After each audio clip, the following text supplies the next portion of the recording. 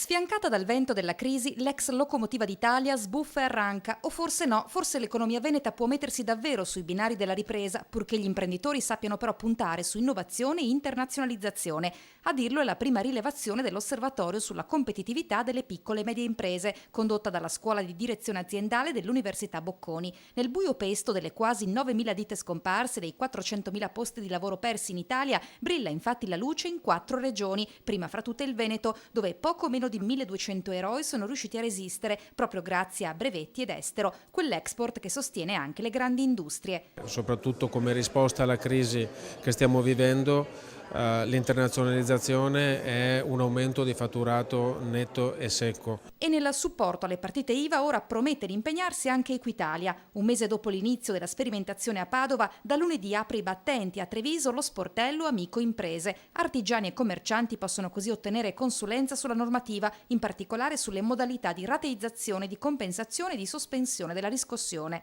In una situazione economica totalmente difficile possono creare delle situazioni che avvantaggiano le imprese nella diluizione dei pagamenti o di altre soluzioni che possono portare a una soluzione dei problemi.